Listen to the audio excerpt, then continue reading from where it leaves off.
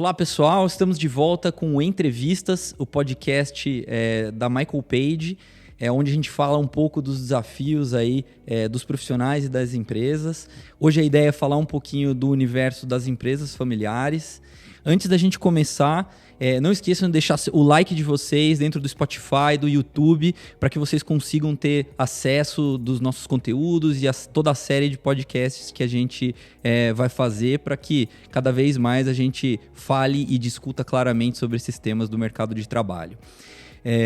Vamos começar, né? Então, antes da gente começar a discussão, queria apresentar os meus convidados aqui. Léo, me fala, quem é você e quem é você fora do seu CV? Prazer, obrigado. Me chamo Leonardo Chancin, já sou um quarentão, tenho atuado em empresas corporativas como Alcoa, Johnson & Johnson, GE, e também tive boas passagens que têm marcado aí minha carreira com grupos familiares, como David Neeleman, como a da família do Carlos Wizard Martins, e hoje muito próximo do João Apolinário. Essa é a experiência que vem no currículo, podem olhar lá no LinkedIn, mas o que vem comigo de mais valoroso é, hoje sou casado há quase 20 anos, tenho 3 filhos, um cachorro também que ajuda a deixar a casa mais cheia, gosto ali de andar de bicicleta, acho que todo mundo passou a gostar depois da pandemia, né? Mas eu já fazia antes, já praticava bastante tempo antes. E hoje tenho grande satisfação de estar aqui, agradeço o convite e ansioso pela nossa conversa. Muito bom. E você, senhor Paulo, me conta, quem é você e quem é você fora do currículo? Eu acho que eu sou a mesma pessoa, primeiro de tudo, mas profissionalmente falando, eu trabalho há 17 anos com recrutamento e seleção, tive 5 anos de passagem aqui na Page e agora estou quase 1 ano e meio de volta, então sou apaixonado por isso e sempre atuei com empresas familiares e por isso esse tema, né? Trabalhei com muitas empresas tanto em processo de profissionalização quanto empresas já profissionalizadas e familiares que estavam buscando profissionais de diferentes níveis, então gosto do tema e por isso estou aqui para contribuir com isso. Na minha vida familiar, eu sou casado, tenho um filhinho pequeno, Valentim, de 1 ano e meio, uma cachorrinha que faz parte da família da mesma forma, né? Tenho um irmão, não moro mais com meus pais, já faz um bom tempo, né? Mas meus pais estão vivos e a gente convive muito bem também. Muito bom, pessoal. Me apresentando, eu sou Stefano Dedini, um dos diretores do Page Group aqui para o Brasil. Nasci dentro do universo de empresas familiares. Minha família, eu tive a grande felicidade de acompanhar aí um pouco dessa dinâmica e entender um pouco desses prismas e desses olhares, e tive a oportunidade de sentar nessa cadeira de executivo do Grupo Page, né, recrutando e construindo muito a estrutura de profissionais que atendem as empresas familiares. Na vida pessoal, recentemente adicionei no meu job description lá o cargo de pai, né? Tenho um filhinho de 8 meses aí, sou apaixonado por esporte, tudo que fala de performance humana e, obviamente, tudo que impacta o mercado de trabalho e as pessoas envolvidas nele. Então, muito bom estar com vocês e falar desse tema tão maravilhoso que são as empresas familiares aí, para a gente desenvolver um pouco das dinâmicas e das questões inerentes ao tema aí. Para a gente começar, pessoal, aí com as perguntas, enfim, e as discussões, eu acho que o mundo das empresas familiares ele é rodeado, né, de alguns mitos, né, algumas coisas aí que as pessoas acabam nos perguntando em sala de entrevista e quando a gente tem alguma dinâmica para vagas dentro desse universo de empresas familiares. E o primeiro deles, que eu queria já trazer aqui para a nossa discussão, é um pouco sobre a volatilidade das decisões, né? E como funciona isso. Léo, conta pra gente um pouco, dentro da tua experiência, das estruturas familiares que você trabalhou, como que era essa dinâmica e assim, realmente existe isso, essa volatilidade? Como funciona isso? Olha, hoje essa volatilidade depende do prisma que nós estamos olhando para essa volatilidade. Porque o mercado muda e acho que o que eu tenho visto já faz hoje quase 1 década que eu tenho trabalhado com grupos familiares. O que eu vejo é que hoje o empresário, o patriarca ou a matriarca daquele negócio, ele tem muito mais o pulso do mercado. E os grupos familiares e as empresas que estão construindo os alicerces ainda, eles conseguem se movimentar muito mais rapidamente. Então, a necessidade de adaptação tem que ser imediata. E quando eu falo imediato, é dentro do mês. Começou o mês, as vendas não estão se materializando da forma como era esperado, alguma medida tem que ser tomada. E eu não vejo isso como errado. Então, a volatilidade existe? Existe. Por quê? Tem um atalho, um caminho muito mais curto entre os líderes da organização e o tomador de decisão. Então, no exemplo como eu coloquei aqui, de uma necessidade adicional de vendas, o executivo de vendas rapidamente pode direcionar a uma necessidade específica para o presidente da organização e logo ele vai tomar a decisão. Por quê? Porque ele é o dono, ele pode tomar essa decisão e ele deve. Então, é uma volatilidade que, na maioria das vezes, eu vi de uma forma muito positiva. Agora, nós podemos discutir de diversas outras formas, se deveria ter um crivo maior, se deveria ter algumas escalas dentro dessa tomada de decisão para torná-la mais assertiva. Mas o que eu tenho visto é que aquele executivo, aquele dono, ele conhece tanto o seu negócio que, na maioria das vezes, faz com que a decisão seja muito acertada. Legal, muito bom. Paulo, acho que é legal trazer um pouco da tua visão. O Paulo está super envolvido aí no recrutamento dentro desse universo e lida diretamente com os sócios da empresa, muitas vezes, para contratar os executivos. Me fala um pouco da tua visão sobre esse tema aí.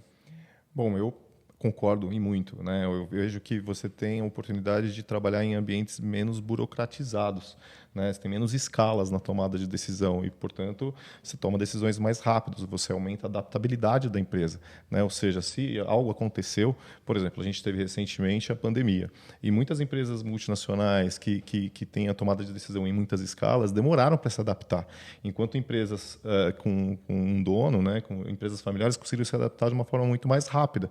E isso eu acho que é um ganho, né? Então, claro que pode ter um lado de dificuldade, né? Você fala assim, poxa, e a cabeça do dono? E se a cabeça mudar, será que muda a decisão? Será que muda o que estava no plano anterior? Isso pode ser levado em consideração, mas eu vejo muito mais aspectos positivos do que negativos. Muito bom. Muito legal. Eu acho que tem um pouco do que a gente discute até saindo da dicotomia aí, né? Empresa familiar e empresa multinacional, mas assim, decisões colegiadas, como na maioria das multinacionais, acabam sendo um pouco mais lentas do que decisões não colegiadas, né? Que muitas vezes é a do dono ali. Então, acho que tem um pouco desse ponto para a gente considerar. Um outro ponto que é relevante, que tem até um pouco de correlação com a primeira pergunta, é sobre como é o entrelace, né, da vida profissional e da vida pessoal dentro da empresa, né? Como os sócios lidam com isso, como os executivos lidam com isso. Léo, me conta um pouco dessa dinâmica dentro da tua história.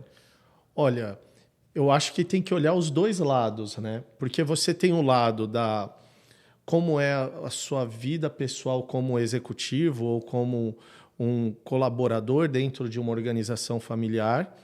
E também tem o outro lado, né, que é o lado da família e a forma pessoal como eles lidam, decidindo, às vezes, coisa na macarronada de domingo. E acontece.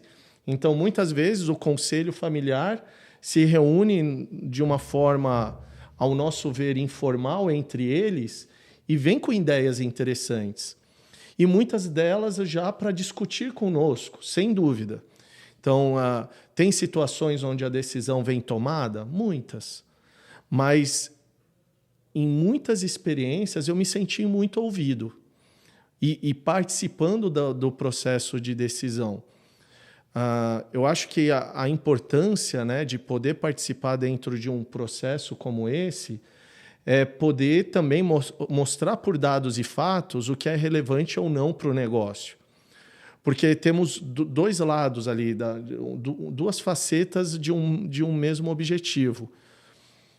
Você tem a visão do dono para o negócio, o que ele espera daquele negócio, e na maioria das vezes é geração de caixa. É isso que os grupos familiares, em geral, mais buscam. E o executivo ele está vendo o que é melhor para o processo, o que é melhor para as pessoas, o que é melhor para a tecnologia que tem que ser aportada dentro da empresa. Então, eu vejo de uma forma assim, o lado pessoal e o profissional, eu particularmente acho difícil separar. Então, nunca me senti sobrecarregado que não fosse necessário para o trabalho, até pelo compromisso que eu já tinha com o negócio e para o projeto que deveria ser entregue ou pela forma que deveria ser entregue. Então, mas é interessante também saber e estar preparado para lidar com uma situação que, sei lá, hoje nós podemos dormir com uma situação onde a família foi num jantar de família e surgiu uma discussão a respeito do negócio. E amanhã de manhã eles podem trazer uma perspectiva diferente, uma visão diferente ou uma ênfase diferente para os projetos que estão sendo conduzidos aqui dentro. E é gostoso, é legal, é um ambiente dinâmico, são mudanças, necessidade de adaptação constante. Muito bom, muito legal. Me fala um pouco, Paulo, como que você tem de relatos das pessoas e da tua história aí também? Dini, eu vejo que muitos profissionais que a gente conversa, entrevista, falam de buscar desafios, de buscar ambientes dinâmicos, de buscar ali algum tipo de oportunidade diferente do que ele vive. Fala, pô, eu estou lá, é mais do mesmo, no meu ambiente. O que a gente acabou de ouvir é exatamente isso. Você tem um ambiente dinâmico. Poxa, mas o cara muda de ideia da noite para o dia. Mas ele talvez tenha tido uma ideia melhor, né? Ele talvez esteja com um bom plano. Então, eu acho que tem oportunidades para profissionais que gostam desse tipo de ambiente de vivenciar uma experiência única, que ele talvez não tenha vivenciado num ambiente que não tenha esse tipo de espaço, né? Para, inclusive, mudar a rota. Né? Eu acho que a mudança de rota pode ser muito saudável. Claro que também o profissional tem que tomar cuidado. Se isso acontece constantemente e não te leva para lugar nenhum, e você avalia 6 meses, 1 ano, e nada saiu do lugar, você talvez tenha escolhido um ambiente que não seja produtivo, mas não é por ser familiar, né? É simplesmente porque aquela empresa está perdida por algum outro motivo. Tá? Então, acho que tem que tomar cuidado nessa avaliação. E eu vejo exatamente isso, Paulinho, porque muitas vezes nós falamos ou professamos da boca para fora que queremos desafios. E num grupo familiar, os desafios vêm com frequência e de uma forma positiva, de nos testar em conhecimento, inclusive, em nos reinventarmos do dia para a noite. Sem dúvida, entrar num ambiente estável, onde todos os processos estão bem definidos, onde tudo tem um começo e fim muito ajustado, cada um sabe o que espera de quem, quando e como. Eu respeito. O que você falou é perfeito, porque você tem que se enxergar dentro de um ambiente como esse. Eu não me vejo num ambiente onde eu consigo estar num processo tão estável por muito tempo. Eu até acho legal ficar, vou aqui finalmente estabilizar por algumas semanas, talvez. Depois vou buscar um pouquinho de desafio. Eu acho que essa questão do perfil é muito, muito importante, porque é uma escolha que você consegue fazer no D0. Avaliar o perfil do grupo e se identificar lá dentro, antes de botar o pé lá dentro. Então, a maior parte dos grupos já consegue te trazer a visibilidade de como as coisas são lá. Eu acho que tem um tema importante aqui também de falar, é que muitas das vezes as pessoas elas ainda enxergam, quando a gente fala de grupos familiares, ainda enxergam aquela empresa pouco sofisticada, sem processos muito estabelecidos, etc. E realmente existem alguns grupos que são assim, mas, gente, o mercado está tão competitivo hoje que se você não tiver uma estrutura de eficiência operacional, muitos dos negócios eles não sobrevivem.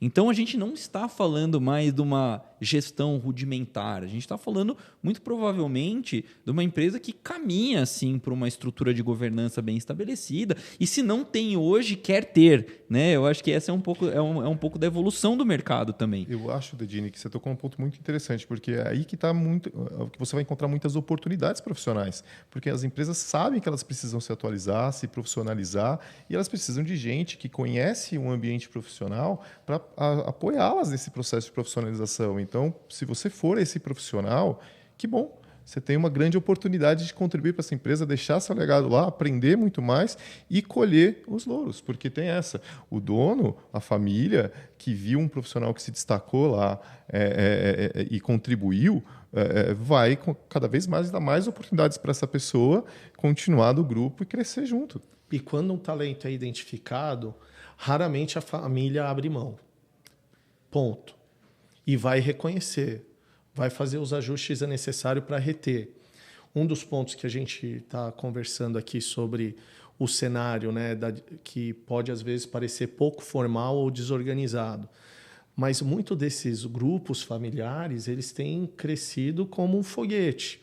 E crescimento muitas vezes traz a desorganização no processo. E aí fica aquele jargão famoso, né, que dá a sensação de que estamos trocando o pneu com o carro andando. E, de fato, é assim. Então, acho que os executivos que podem se destacar dentro dessas organizações são aqueles que conseguem trazer a organização com a necessidade de crescimento do negócio, a necessidade de crescimento que a família está buscando para o negócio. Então, é mais uma visão, né? É normal você entrar numa empresa que antes faturava 10 milhões, passou a faturar 50, subiu para 100, está faturando 200 milhões. Exigir organização e processo num cenário como esse é até injusto. Então, acho que a nossa função, ou de quem está buscando, fazer esse aporte intelectual lá dentro, e tem espaço. Eles buscam isso. Eles sabem que isso é uma fragilidade porque muitas vezes é a visão empreendedora que está do outro lado. Então, eles, sabendo que eles são empreendedores, eles buscam capacidades e competências complementares. Então, na maioria das vezes, é isso que eles vão esperar de um profissional, de um executivo que está entrando ou faz parte da organização. Eu acho que tem um elemento bem relevante aqui para a gente discutir, que é um pouco dessa...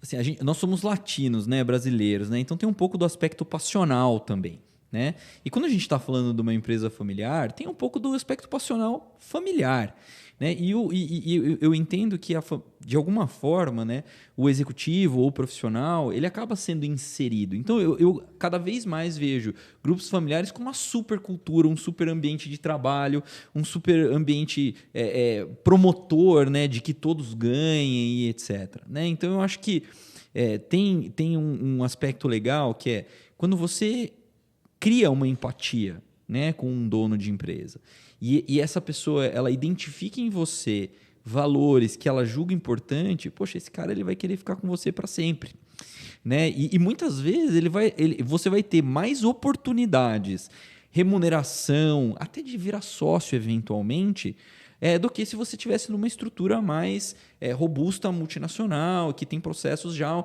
mais estabelecidos e tal. Então, eu acho que esse é um elemento bem relevante. Léo, acho que você teve bastante disso da tua história. Conta um pouco pra gente. Olha, eu acho que até vale aqui o reconhecimento dos patriarcas familiares com quem eu trabalhei. Eu vejo isso muito claro no David Neeleman, no Carlos Wizard ou no João Apolinário.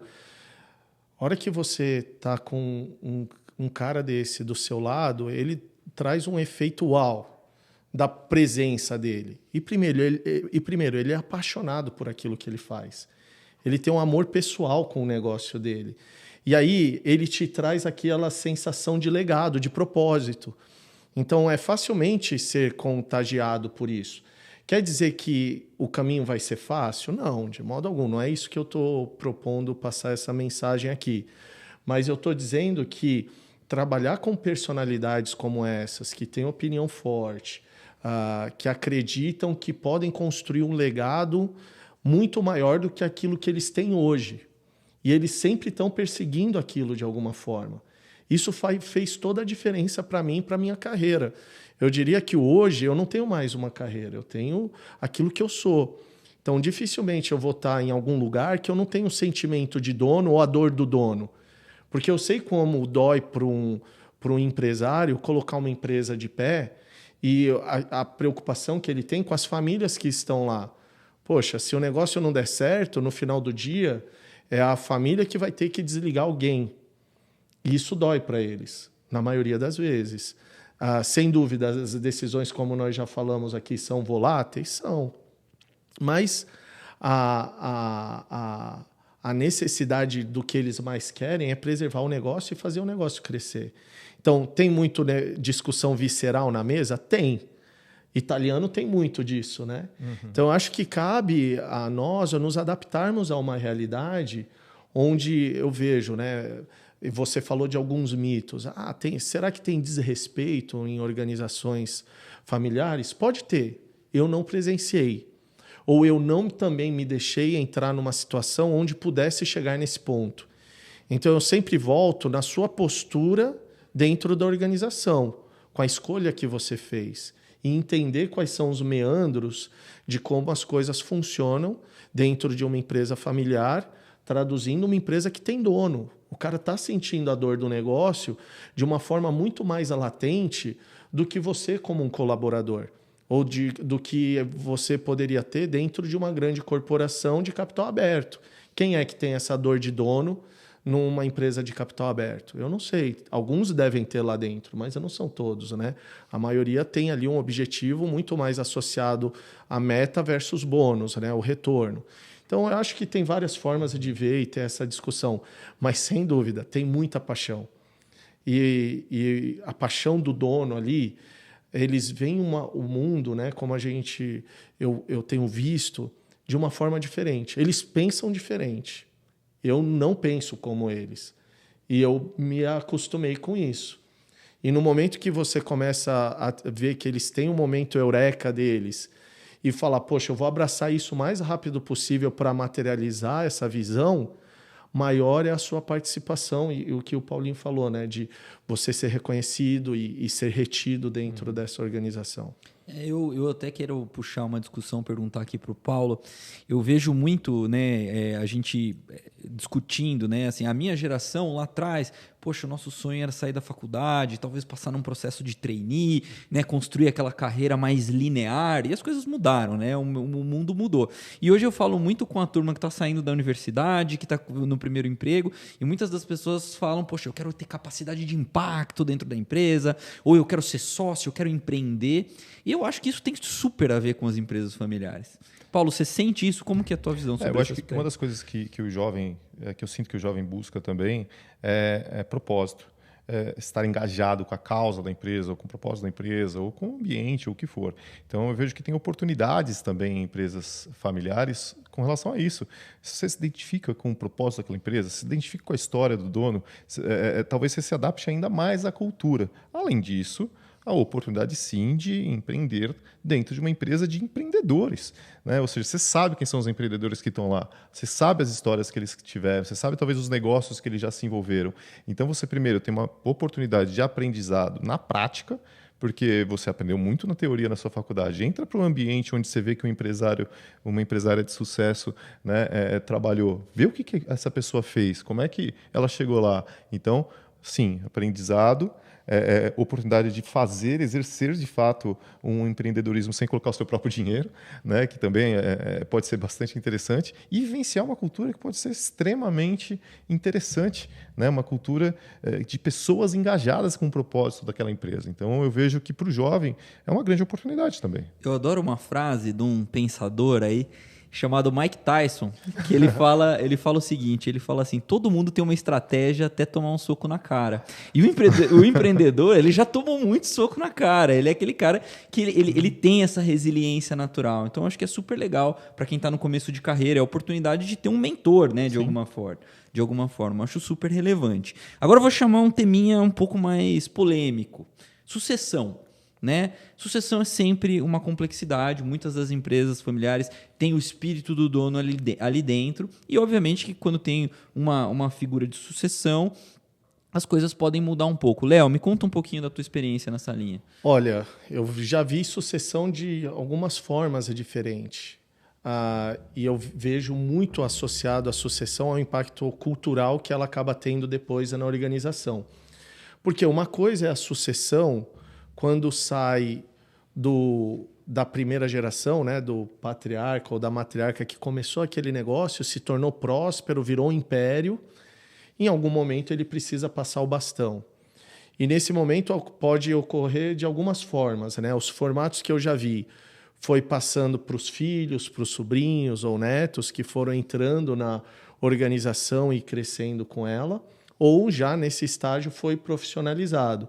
Talvez eu daria destaque agora nesse momento para a sucessão da segunda geração.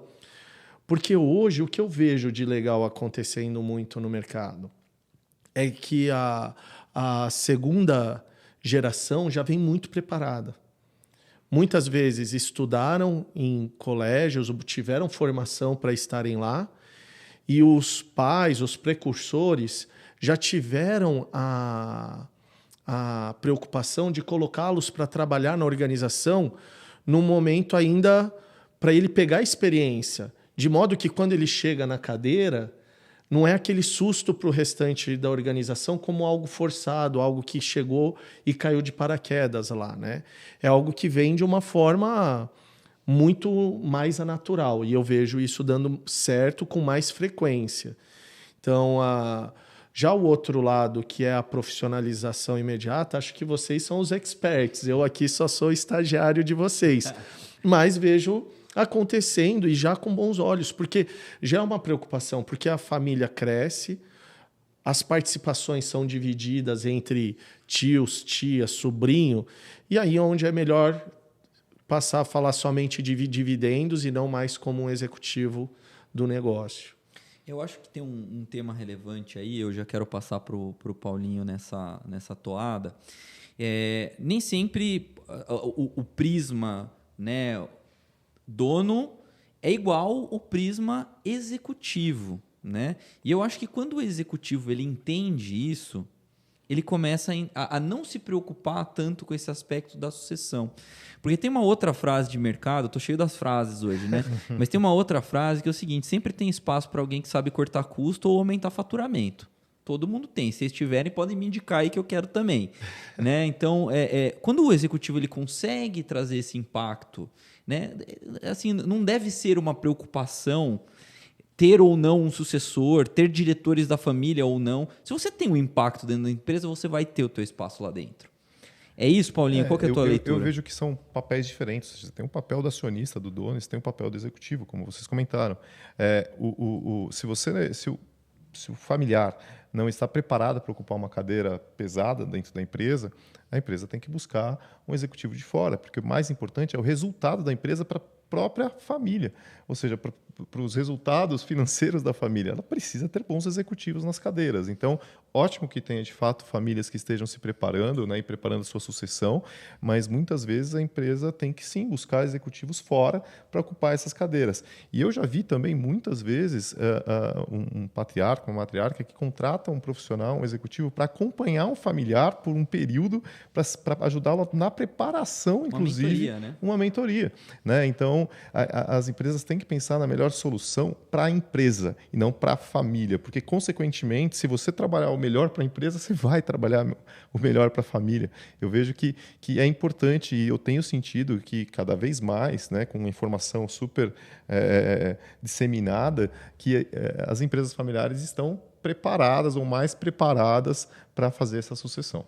Esse é meu sentimento e o que eu vejo no mercado hoje, né?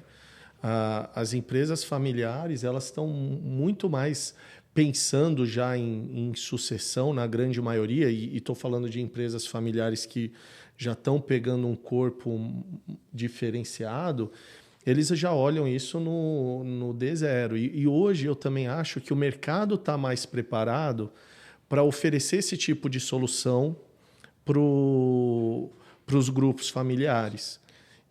Um ponto que eu acho interessante é que muitas famílias já não têm mais o interesse de continuar em cargos executivos dentro das empresas. Eles formaram conselhos, ou seja, eles vão ser tomadores de decisão ainda, eles vão influenciar a tomada de decisão do presidente da empresa, mas a partir da presidência para baixo já são profissionais contratados de mercado.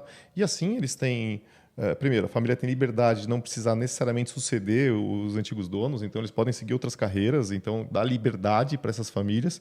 Segundo, que você tem uma empresa que permeia independente da família, né? Ou seja, se eventualmente essa família quiser investir em outros negócios ou vender o negócio, a empresa tem vida própria, né? Então isso eu tenho visto também, acompanhado, que é uma mudança de 10 anos para cá. Você tocou num tema que eu acho que é válido para a gente levantar aqui. Daqui a pouco eu quero trazer as perguntas que o pessoal fez no Instagram, mas eu quero fechar com isso. Assim, eu acho que um tema relevante que a gente fala muito no mercado hoje é o pós-carreira, né? Assim, todo mundo se pergunta, poxa, e aí, né? O que eu vou fazer depois da minha carreira de executivo? E eu acho que os grupos familiares eles têm um pouco dessa elasticidade, porque você tem a figura do conselho consultivo, você tem a figura do conselho formal, de fato, e assim, as empresas familiares permitem esse pós-carreira, ou seja, executivos que construíram uma carreira de sucesso, que não querem ter uma jornada de trabalho mais de executivo, mas que tem muito espaço para contribuir na transformação desses negócios. Então, eu acho que esse é um tema bem relevante. Sei que o Léo faz parte de alguns conselhos aí, o Paulo também recruta para muitas empresas com conselho, mas eu acho que esse é um tema bem interessante do pós-carreira. Para quem constrói carreira em empresa familiar, tem mais esse upside, né? Essa possibilidade extra aí.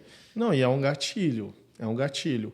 Até porque, quando você vai atuando com grupos familiares, você acaba se tornando um profissional muito mais generalista. Quando eu tive minhas passagens por corporações, talvez na minha arrogância ou ignorância, eu achava que eu já dominava o mundo, estava numa cadeira bacana, cuidando de igual o pessoal fala por aí, de um P&L robusto na região, tal. E quando veio o convite para fazer a virada para um grupo familiar, eu achei que eu estava totalmente preparado.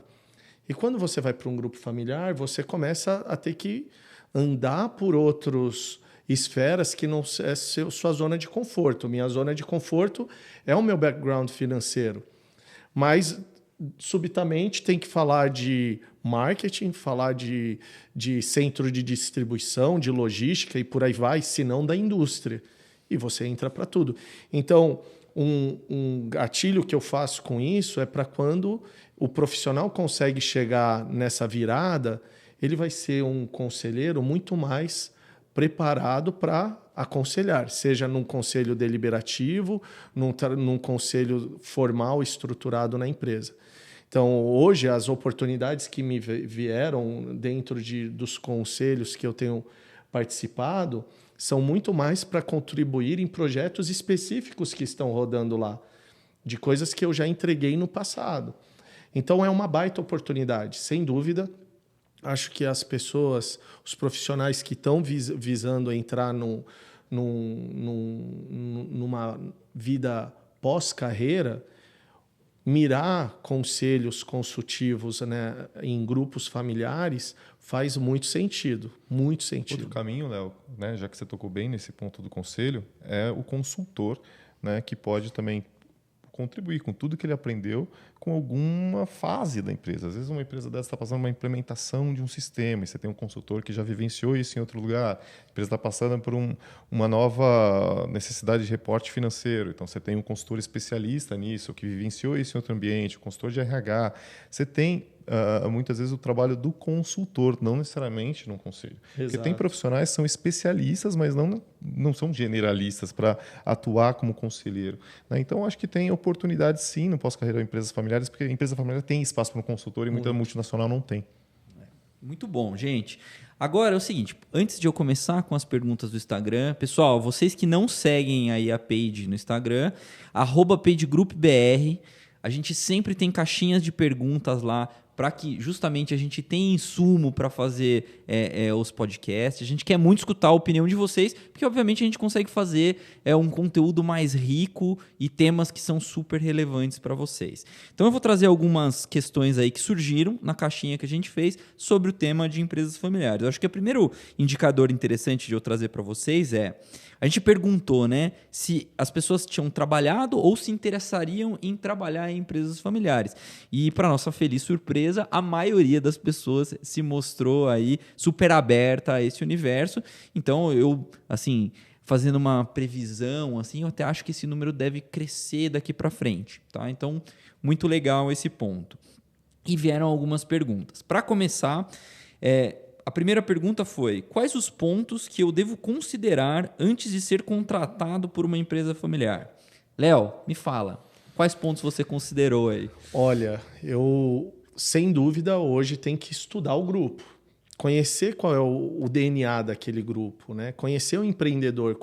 A maior parte muitos dos empreendedores que hoje são aspiracionais, já tem um livro publicado, já tem um artigo feito a respeito dele. Então, acho que conhecer e se identificar primeiro com o empreendedor e com aquele grupo familiar é fundamental. Acho que não haver essa identificação de largada, acho que já é um ponto de atenção se deve continuar ou não. Segundo aí conhecer melhor a empresa. O que aquela empresa faz? Qual é o propósito daquela empresa? O que eu escuto dela nas redes sociais faz sentido para aquilo que eu busco de carreira?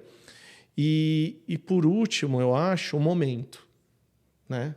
Saber, poxa, tentar descobrir em qual momento tá. Eles estão numa transição de gestão de gerações? A empresa está buscando a sua profissionalização agora? Porque dependendo dessas respostas, a sua postura vai ser totalmente diferente. Então, eu apostaria de buscar um grupo familiar no momento de mudança de geração, de gestão. Se vai ser para ser profissionalizado, também, mas principalmente se eles estão precisando de uma transformação. Porque aonde você tem muito desafio, você tem muita oportunidade de mostrar o seu trabalho e a sua capacidade, e aí é aquilo que nós falamos um pouco, é o impacto que você pode causar naquela organização. Muito bom. Paulo, e aí? Me fala, que nos processos seletivos aí você recomenda para os teus candidatos? Eu sempre tento me aprofundar bastante, como se eu fosse um candidato, para entender a cultura daquela empresa, conheço bem os donos, tento conversar com outras pessoas que trabalham lá para sentir também qual é a percepção dessas pessoas que trabalham lá. Tá? Qual é a visão da empresa na visão do empregado e não do empregador. Então, uma dica que eu falo sempre para os candidatos que eu entrevisto além de você tentar conhecer a fundo o empresário, os desafios, etc., tenta falar com pessoas que trabalham lá, ver na prática como é que é. Essa pessoa é ouvida, né? O ambiente de fato proporciona colaboração, tem trocas, então eu vejo que aqui é um ponto interessante, né? É uma forma de você conhecer por dentro a organização, né? Claro, eu entendo que você tem que olhar para cima também, os valores, etc. E principalmente o que eu tenho a levar, onde que está a conexão, né? Ou seja, qual é o momento da empresa, o que ela precisa e o que eu tenho a contribuir. Eu vou ser relevante para aquela empresa? Porque senão você vai entrar lá e saber, o que eu estou fazendo aqui, o que eu estou contribuindo. Porque tudo bem você querer aprender, você querer vivenciar um ambiente legal, mas você tem que trazer algo, tem que levar algo para a empresa. Então, eu acho que aqui é uma preocupação que os candidatos têm que ter de se questionar, ou às vezes até questionar aquele ambiente, o entrevistador, se ele tem realmente algo para contribuir com aquela empresa. Muito bom, pessoal. Eu, só para complementar os dois aí, assim, para mim, eu acho que essa questão do entendimento do prisma, né, do executivo, do sócio, é muito importante. Muito importante para você entender algumas tomadas de decisão, muito importante para você construir os seus argumentos com esses prismas. Então, acho que esse é um tema relevante, importante de preparar a cabeça antes de você entrar numa empresa familiar, porque você vai encontrar esse tipo de situação. Vamos para a segunda pergunta. Como avaliar se eu tenho fit cultural para trabalhar em uma empresa familiar? Léo, como que foi para você sair de grandes corporações, cadeiras super estruturadas e fazer esse movimento? Como que você se sentiu? Olha, no momento da mudança, vem aquele frio na barriga. Você está num ambiente totalmente controlado, estável, temperatura e pressão, por mais que venha numa grande corporação, te dá ali o conforto de que você está entregando, tem estruturas formais de feedback, e deu aquele frio na barriga. E agora? Poxa, é para assumir uma cadeira de CFO num startup, junto com, na época, com David Neeleman e tal, e no modelo ainda que eu não estava totalmente familiarizado como um diretor estatutário. O que é um diretor estatutário? Que impacto isso tem para mim como profissional? Mas a dica, talvez, para quem tá entrando, se eu pudesse, com tudo que eu aprendi, né, igual o Mike Tyson, né, até tomar o primeiro soco, dentro das estratégias que eu tinha traçado, é ter o espírito de dono. Quanto antes você sentir a dor do dono, mais fácil vai ser para você tomar as decisões e olhar as suas decisões e a sua estratégia ou o projeto que você está conduzindo sobre o impacto que você está trazendo de fato para o dono, de fato para a família. Então, isso é algo que se fala muito, né, um jargão corporativo: traga o espírito de dono. Mas eu só fui sentir o espírito de dono trabalhando com os donos.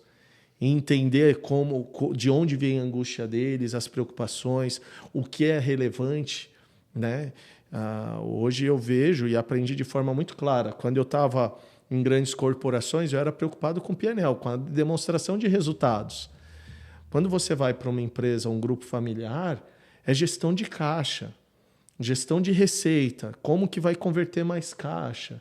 Então, para um executivo que está, seja na frente comercial, seja na frente de logística ou na frente de finanças, ele precisa ter uma visão dessa. Complemente. Eu vejo que cultura é muito difícil de definir, né? Assim, né? O que é cultura? Né? Como é que você descreve uma cultura de uma empresa? Então, você sente, né, a cultura. E por isso é complexo de um candidato que não entrou na empresa sentir a cultura. Então, você tem indícios. Você tem ali, como a gente já falou antes, né, conhecendo o dono, conhecendo pessoas que estão lá, vendo se as pessoas trabalham felizes. Eu, por exemplo, quando eu vou visitar empresas, né, presencialmente mesmo, eu olho do primeiro passo dentro da empresa, na recepção, no café, nas pessoas que eu encontro no corredor, como estão aquelas pessoas. Você começa a sentir um pouco da cultura. Então, primeiro, cultura tem um pouco disso. O que a gente tenta avaliar, o profissional poderia se autoavaliar, tá bom, no modo geral, eu tenho características e perfil para trabalhar numa empresa familiar? Ou seja, eu quero um ambiente com esse dinamismo, eu vou suportar e vou ter estômago para mudanças de rota muito rápidas. Eu quero estar próximo do tomador de decisão, eu aceito um ambiente mais volátil, né? Então, tem alguns pontos que eu acho que o profissional pode avaliar de uma forma mais genérica para empresas familiares. Agora, numa forma específica, muito empresa por empresa. É muito em cada conversa, em cada interação. Alguma coisa vai te dizendo, porque cultura você sente. É difícil de descrever. Eu complementaria que eu entendo que no processo seletivo você tem a oportunidade de ali ter esse olhar de fato da cultura do dono, né? Porque, gente, assim, a empresa pode até ter a cultura dela, mas a cultura do dono, ela tá lá dentro também. Né? Então, se você tem se você se identifica com essa questão da adaptabilidade, da tomada de decisão, e você se identifica com a cultura do dono, provavelmente você vai dar certo dentro daquela empresa. Agora, se qualquer uma dessas coisas não acontecer, a chance de ter algum problema ela é consideravelmente maior. E aí vem mais uma última pergunta aí, que é: em uma fase do processo seletivo com os donos da empresa, qual que deveria ser a minha pergunta para eles para eu tomar uma decisão? Essa pergunta é boa, hein? E aí, Léo? Olha, ao meu ver, eu acho que quando você consegue chamar a atenção dos donos, de quem é o tomador de decisão dentro de um grupo familiar, é porque eles já viram valor em você. Então, o que eu tenho visto, né, o que eu vejo em processos como esse, não é mais como você vai se vender ali numa entrevista tradicional. É ser breve, direto, objetivo em resultados que você entregou. Mas entender o que eles esperam de você. Porque aí é uma conversa muito fluida. Eles são muito abertos. É que quando vemos eles em capa de revista, num livro ou na TV, parece até uma entidade. mas muito abertos para uma conversa. Então, tendo uma oportunidade de sentar com um tomador de decisão dentro desse porte, eu acho que é mais uma questão de entender o que ele precisa de resultado, quais são as dores dele, por aí ele estar conversando com você, para que você possa construir um diálogo e já ali você alinhar fazer um alinhamento de expectativa com eles. Eu acho que esse é um atalho. Muito mais o tempo de um empreendedor é muito caro. Tempo é hoje algo que não se pode perder. Imagina você ver qualquer um desses bilionários que te chamam para fazer uma entrevista de meia hora, 40 minutos, e você fica meia hora, 40 minutos somente falando de você. Talvez essa seja a minha visão. E eu acho que eu aproveitaria aquele momento para tirar o máximo deles. Legal. Paulinho? Olha, eu acho que é bem nessa linha, tá? Eu acho que você tem que tentar entender qual é a expectativa do dono, o que ele espera de você, mas assim, também o que daria errado, sabe? Às vezes você vai substituir uma pessoa dentro dessa empresa, né? Então na substituição, assim, o que não funcionou, sabe? Por que eu fui substituir? Por que eu estou substituindo alguém, né? Até onde eu posso ir com você? Eu acho que quase em toda relação que eu tenho, e aí eu acho que quando você está sendo entrevistado pelo dono, isso é muito interessante também, é assim, qual é a relação que a gente pode ter? O quão direto eu posso ser com você? Qual é a linha, né, que nos divide aqui? Porque se você já estabelece a regra do jogo logo de início, e normalmente um dono vai falar assim, direto. Eu quero que você seja direto comigo. E aí você já ganhou a liberdade e fala, então eu vou falar isso. Tal. E você pode entrar, às vezes, até com algum feedback sincero, algum sentimento que você teve. Por exemplo, se você está desconfiado de algo na cultura, fala assim, eu estou sentindo isso. E eu queria ouvir de você. O que você acredita? Por quê? Eu posso saber que a empresa esteja doente por algum motivo, mas qual é a sua cabeça? O que você acredita? Eu vou te seguir. E aí o dono estabelece uma relação de confiança com você, que eu acho que é importantíssimo. Porque pode acontecer que a cultura está muito ruim. E acontece, só que o dono está querendo corrigir e está te chamando porque você está alinhado com a nova cultura, com a futura cultura. Não com o que está agora. É isso. Não, e um ponto muito válido. Numa conversa nesse nível, tem que ser direto. Essa transparência, clareza na conversa, sem rodeios. Porque eles ficam, e aí, o que vem? Então, são pessoas extremamente ocupadas, que têm uma agenda super intensa. Muitos deles têm mais do que um negócio. Então, se eles conseguiram abrir a agenda deles para te ouvir ali por 30 minutos, 40 minutos, tem que ser direto e objetivo. Então, isso eu vejo como um comportamento padrão. Não vou falar que é uma regra, mas de boa parte dos grupos familiares, dos empreendedores, eles têm isso como um padrão. Eles não gostam de desperdiçar o tempo deles.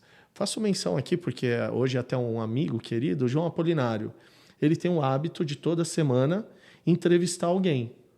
Não necessariamente ele tem a vaga, mas porque ele fala que às vezes a vaga pode aparecer naquele candidato que ele está conversando, que pode ser para um problema dele. Então, quando ele está precisando de uma solução em logística, ele começa a pedir agenda com candidatos na área de logística. E quando ele vê a solução para o problema dele, ele vai contratar. Muito bom. Excelentes dicas aí, pessoal. Bom, para a gente fechar um pouco dessa parte aqui do podcast, queria pedir algumas dicas e sugestões para vocês. Livros, referências, filmes. Léo, me fala, o que você recomendaria para a turma aí? Olha, eu estou agora numa fase muito focada em inovação, né? Acho que a gente nunca pode parar. E eu gosto muito de um livro de Clayton Christensen, até um autor já falecido um pouco antes da pandemia, mas ele escreveu o livro Find Out Why, Descubra o Porquê. Então é um livro super legal para entender qual é um modelo mental para descobrir as dores dentro de um problema que você está enfrentando. E um outro livro que eu estou lendo agora, que também está com o autor, é o João Apolinário, é Inovação, que é questionar o que já existe. Então, são 2 livros que eu estou estudando agora para uma metodologia que estou ponderando, que eu acho que pode agregar muito para quem está nos ouvindo, nos assistindo. E que com certeza conecta um pouco para entender a mente, né, do empresário. Eu acho que esse é um ponto relevante. Né? A minha linha é parecida, eu não vou sugerir um ou outro livro ou filme, mas eu acho que quando você vê biografias de empresários, e aí tem muitos filmes que mostram biografias, você tenta entender a predestinação, como que ele trabalha a cultura daquela empresa, o que ele valoriza. Você vai ver coisas que funcionaram, que não funcionaram, coisas que você valoriza ou não valoriza. Você começa a sentir um pouco de como que é um ambiente familiar. Então, para esse tema nosso, eu recomendo que busque biografias, que busque filmes, séries e livros que estejam alinhados à história de grandes empresas que se começaram como familiar. Perfeito. Eu acho que tem um item importante. Escutar e assistir os podcasts da Page. Com certeza isso vai te ajudar a entender um pouquinho aí desse universo. Mas brincadeiras de lado aí, eu acho que o Paulo tocou num tema importante, né? Que é entender um pouco dessas biografias. E aí eu vou fazer uma menção sem nenhum demérito para quem não é brasileiro, né? Eu acho que a gente tem biografias fantásticas para fora do Brasil, mas eu acho que a gente tem empreendedores aqui muito interessantes. A gente vive um país com todas as nossas peculiaridades. Então, entender a história de quem foi empreendedor no Brasil, eu acho que é muito rico para quem quer entrar nesse universo. Muito bom. Gente, fazendo um resumo, então, de tudo que a gente falou, eu acho que, primeira coisa, decisões voláteis não necessariamente são ruins, pelo contrário, muitas vezes isso acelera a capacidade de impacto, de tomada de decisão, de transformação, criam-se laços entre o profissional e a empresa, né? Muitas vezes isso até garante uma perenidade maior na carreira para esse executivo. O tema sucessão, ele é muito mais um mito, né, do que, de fato, um problema do dia a dia. As empresas familiares cada vez mais têm se estruturado e, muitas vezes, muita empresa familiar aí mais estruturada do que grandes corporações, né? E eu acho que o grande aspecto aqui, a grande lição que a gente tira de tudo isso é entender a mente e a cultura por trás daquela corporação. É isso que faz a diferença para todo mundo. Se você consegue fazer um bom trabalho nisso, você vai colher os frutos, você vai ser o homem de confiança, a mulher de confiança, o profissional que vai estar do lado daquele empresário, vai aprender com ele, vai ser mentorado por ele e vai colher todos os frutos disso para a tua carreira. Eu acho que esse é um wrap-up aí de tudo que a gente falou. Bom, pessoal, para fechar, então, acho que depois dessa discussão super rica aqui, queria pegar umas últimas palavras. Léo, fala um pouquinho aí de todo esse contexto, as últimas coisas que te interessam, e conta para o pessoal aí a novidade que você me contou em off aí. Maravilha. Bom, antes de tudo, obrigado pela oportunidade de estar aqui com vocês. E eu gostaria de reforçar, para mim, eu tenho atuado com grupos familiares ao longo dos últimos 10 anos, quase uma década trabalhando dessa forma. E vi mais vantagens e oportunidades. Tiveram percalços? Houveram alguns. Mas houve momentos onde eu fui muito bem recompensado por aquilo que foi entregue. Houve momentos onde me senti parte de um legado que foi construído dentro daquela empresa ou dentro daquele grupo. Isso, para mim, traz muita satisfação. E fica para sempre. Ao longo dos últimos anos, também me aproximei, junto com a novidade, do João Apolinário, e eu tenho atuado muito forte, dando consultoria para esses grupos familiares.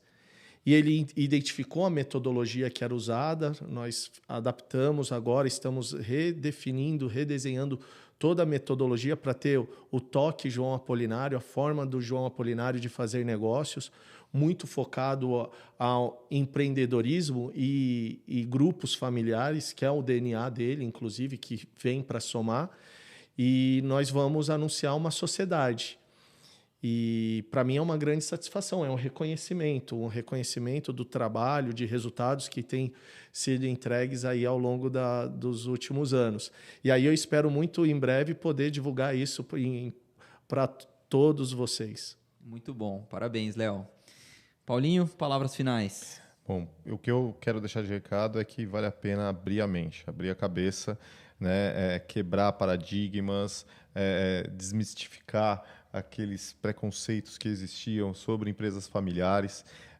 Vejo que a gente tem uma grande oportunidade, vocês, candidatos, profissionais, pessoas têm uma grande oportunidade de experimentar um ambiente diferente, desafiador, se abrirem um pouco mais a cabeça, né? E achar que existe vida fora da grande multinacional, né? Daquela carreira que poderia ser mais tradicional. Esse é o meu recado final.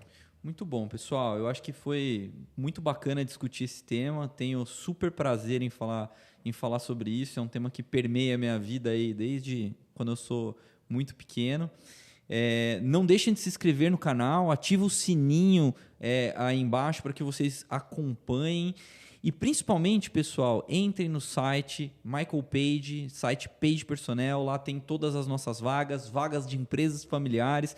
Pode ser o seu passaporte para fazer uma carreira bacana como a carreira do Léo, conhecer grandes empreendedores aí e transformar esse mercado. Foi um super prazer, nos vemos na próxima.